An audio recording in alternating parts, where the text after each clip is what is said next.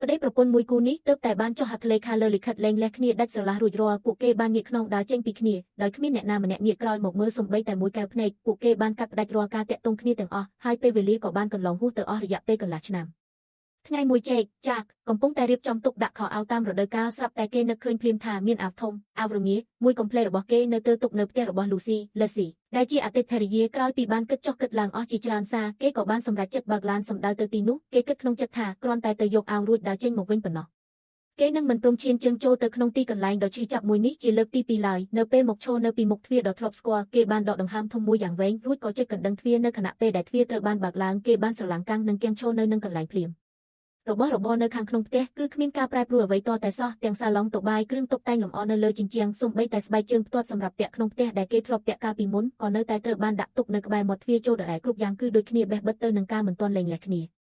រូបភាពអនុស្សាវរីយ៍ចាស់បានហូរស្រហុកចូលមកក្នុងខួរក្បាលរបស់គេភ្លាមក្តីជូរចត់និងក្តីនឹករលឹកបានលាយឡំគ្នាចូលតែមួយនៅពេលដែល Lucy បានឃើញវត្តមានរបស់គេកែវភ្នែករបស់នាងបានបង្ហាញភាពភ្ញាក់ផ្អើលភ្លាម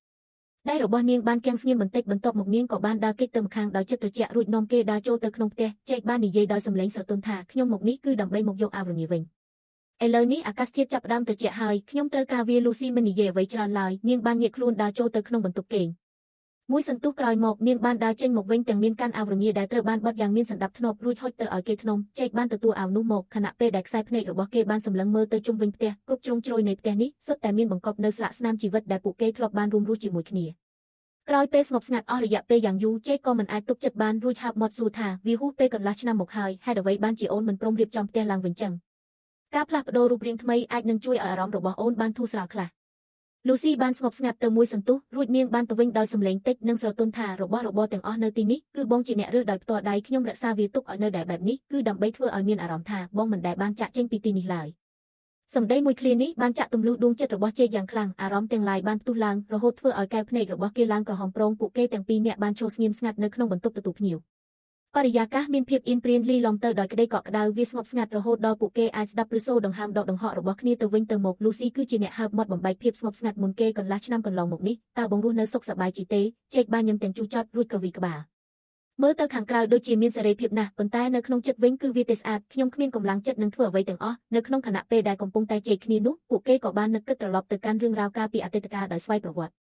ិទាំងការចាប់ផ្ដើមស្រឡាញ់គ្នាដំបូងក្តីផ្អែមល្ហែមក្នុងកំឡុងពេលស្រឡាញ់គ្នានិងជីវិតប្តីប្រពន្ធប្រចាំថ្ងៃកាលពីមុនពួកគេតែងតែដើរទិញអីវ៉ាន់ជាមួយគ្នារៀបចំផ្ទះសម្បែងជាមួយគ្នានិងដេកយប់ជ្រៅមើលរឿងភាគជាមួយគ្នាសូម្បីតែការឆ្លោះប្រកែកគ្នានិងការរករឿងបន្តិចបន្តួចកាលពីមុនក៏ឥឡូវនេះវាបានក្លាយជាវត្ថុមានតម្លៃបំផុតដែរ Lucy បានដកដង្ហើមធំមួយយ៉ាងវែងរួចពោលទាំងក្តីស្ដាយស្រណោះថាកាលនោះពួកយើងមានចិត្តឆេវឆាវពេកហើយពួកយើងដឹងច្បាស់ណាស់ថានៅក្នុងចិត្តនៅតែមានគ្នាទៅវិញទៅមកប៉ុន្តែបែរជាបណ្ដោយឲ្យការឆ្លោះប្រកែកគ្នាបន្តិចបន្តួចមកបំផ្លាញគ្រប់យ៉ាងទៅវិញកាលនោះពួកយើងម្នាក់សុទ្ធតែមានអ្នកនិងមានមោទនភាពខ្ពស់ពេកដោយគ្មានអ្នកណាម្នាក់ព្រមចុះចាញ់អ្នកណាឡើយពួកយើងមិនព្រមជែកគ្នារហូតធ្វើឲ្យគ្រួសារដ៏ល្អមួយត្រូវបែកបាក់គ្នាទៅវិញចំពេលដែលបរិយាកាសចាប់ផ្ដើមមានភាពទន់ភ្លន់ឡើងវិញនោះស្រាប់តែមានសំឡេងគោះទ្វារបន្លឺឡើងដែលវាបានក្លាយជាចំណុចរបត់ដ៏សំខាន់មួយនៅក្នុងសាច់រឿងរបស់ពួកគេ Lucy បានបើកទ្វាររួចបានឃើញមីងអាណាដែលជាអ្នកជិតខាងដ៏មានចិត្តធម៌កំពុងតែកាន់ចានសម្គ្រាប់ជូបលោកជាស៊ីតស៊ុបដ៏ក្តៅវណ្ហមួយចានមីងអាណាបានលបអើតមើលទៅខាងក្នុងរួចនិយាយទាំងស្នាមញញឹមថាមីងឃើញថារបស់របរនៅក្នុងផ្ទះរបស់ក្មួយគ្មានការប្រែប្រួលអ្វីសោះមើលទៅមិនដូចជាមនុស្សលែងលះគ្នាពិតប្រាកដតតែសោះអស់រយៈពេលកន្លះឆ្នាំមកនេះមីងតែងតែធ្វើសំពីចានជារៀងរាល់ថ្ងៃមួយចានសម្រាប់ក្មួយស្រីហើយមួយចានទៀតមីងបានដាក់ទុកនៅក្បែរមាត់ទ្វារដោយស្ងាត់ដោយសង្ឃឹមថាថ្ងៃណាមួយជែកនឹងត្រឡប់មកវិញហើយបានហូបសំដ៏ក្តៅវណ្ហមួយចាននេះជែកបានស្រឡាំងកាំងនៅនឹងកន្លែងភ្លាមគេមិននឹកស្មានតតែសោះថាមានរឿងរ៉ាវដ៏រំភើបចិត្តបែបនេះលាក់បាំងនៅពីក្រោយសេចក្តីល្អនិងទឹកចិត្តដ៏ល្អមួយនោះបានជួយរំលាយរាល់ក្តីមន្ទិលសង្ស័យទាំងឡាយនៅក្នុងចិត្តរបស់គេឲ្យលីបាត់អស់ភ្លាមមីងអាណាបានដាក់ចានសម្ចោះរួចពោលថាក្មួយទាំងពីរអ្នកជែកគ្នាឲ្យបានល្អទៅចុះមីងមិនរំខានទៀតទេផ្ទះទាំងមូលបានត្រឡប់មកជួបភាពស្ងប់ស្ងាត់ម្ដងទៀត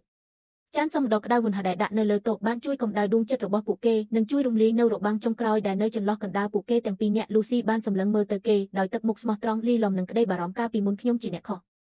ខ្ញុំមិនចេះយកចិត្តបងឡើយថែមទាំងមានអ្នករឹងរូសទៀតផងពួកយើងចាប់ផ្ដើមជាថ្មីម្ដងទៀតទៅណាលើកនេះខ្ញុំមិនព្រមលែងដៃបងជាដាច់ខាតជែកមានអារម្មណ៍រារែកក្នុងចិត្តខ្លាំងណាស់គេបារម្ភខ្លាចក្រែងលោត្រូវដើរជន់ដានកំហុសចាស់ម្ដងទៀតប៉ុន្តែគេក៏មិនអាចកាត់ចិត្តដាច់ពីអនុស្សាវរីយ៍ជាច្រើនឆ្នាំកន្លងមកនេះបានដែរនៅពេលដែលបានសម្លឹងមើលទៅផ្ទះសម្បែងដែលគ្មានការប្រែប្រួលទឹកចិត្តដ៏ល្អរបស់មីងអាណានិងភាពស្មោះត្រង់របស់នារីដែលនៅចំពោះមុខទីបំផុតគេក៏បានមកក្បាលយកព្រមទាំងទឹកភ្នែក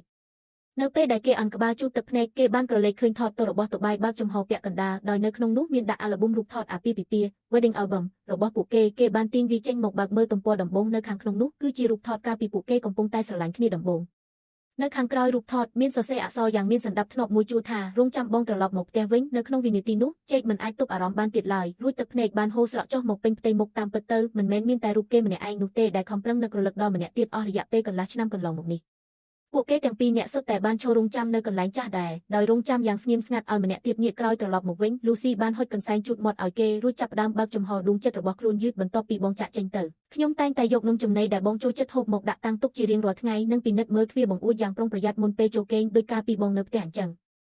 រាល់ពេលដែលមានភ្លៀងធ្លាក់ខ្ញុំតែងតែរត់ទៅរងដាវេរងដាដោយស្វ័យប្រវត្តិដើម្បីប្រមូលខោអាវរបស់បងចូលមកវិញប៉ុន្តែទើបតែនឹកឃើញថាបងមិនបាននៅទីនេះទៀតឡើយខ្ញុំមិនហ៊ានផ្លាស់ប្ដូររបស់របរណាមួយនៅក្នុងផ្ទះនេះឡើយព្រោះខ្ញុំបារម្ភថាបើបងត្រឡប់មកវិញបងនឹងចំណាំផ្ទះខ្លួនឯងមិនបានហើយអ្វីដែលខ្ញុំបារម្ភបំផុតនោះគឺខ្លាចក្រែងលោកខ្ញុំត្រូវបំភ្លេចបងបន្តិចម្ដងចាប់ពីពេលនេះទៅពួកយើងត្រូវលះបង់ចោលនៅមានអ្នកនឹងភាពប្រកម្មប្រកួតកាលពីមុនកាយប្រែច្រឹកឆេវឆាវកុំប្រើប្រាស់សង្គ្រាមត្រជាក់ដាក់គ្នាទៀតមិនព្រមនិយាយរកគ្នាហើយរៀនចេះជែកគ្នានិងយល់ចិត្តគ្នាទៅវិញទៅមកនៅក្នុងថ្ងៃខាងមុខពួកយើងនឹងមើលថែផ្ទះនេះជាមួយគ្នាធ្វើម្ហូបជាមួយគ្នាដើរលេងកម្សាន្តជាមួយគ្នាក្រោយពេលបាយល្ងាចរួចប៉ះពាល់នៅក្តីស្រឡាញ់និងភាពអត់ធ្មត់ដែលពួកយើងធ្លាប់ជំពាក់គ្នាទៅវិញទៅមកក្តីកក់ក្ដៅដែលពួកគេធ្លាប់បានបាត់បង់ទៅនោះឥឡូវនេះវាបានត្រឡប់មកវិញបន្តិចម្ដងហើយក្តីស្រឡាញ់ដែលពួកគេស្ទើរតែត្រូវបាត់បង់មួយនេះបានคล้ายទៅជាក្តីស្រឡាញ់ដ៏ជ្រាលជ្រៅនិងរឹងមាំខ្លាំងឡើងពីព្រោះតែពួកគេបានមើលថែវាដោយក្តីស្រឡាញ់និងចេញពីដួងចិត្តពិតប្រាកដពួកគេបានរួមរស់ជាមួយគ្នាទាំងយប់ទាំងថ្ងៃពីមួយឆ្នាំទៅមួយឆ្នាំនិងមិនដែលព្រាត់ប្រាសពីគ្នាទៀតឡើយនៅពេលដែលមានរឿងរ៉ាវអ្វីមួយកើតឡើងកុំខំប្រឹងឆ្លោះប្រកែកគ្នាដោយសារតែកំហឹងមួយពេកអីសម្ដីអសរោះនិងសម្ដីឌឺដងគឺវាងាយស្រួលនឹងហើបមាត់និយាយខ្លាំងណាស់ប៉ុន្តែចំណងនោសញ្ចិត្តណាខ្លះនៅពេលដែលវាដាច់ស្រឡះទៅហើយគឺវាពិបាកនឹងទាញយកត្រឡប់មកវិញខ្លាំងណាស់ចូលរៀនចេះស្រឡាញ់ថែរក្សាគ្នាទៅវិញទៅមកនិងមានភាពអត់ធ្មត់ឲ្យបានច្រើនទើបថ្ងៃធម្មតាអាចคล้ายទៅជាថ្ងៃដែលមានសេចក្តីសុខដ៏យូរអង្វែងនិងរឹងមាំពិតប្រាកដបាន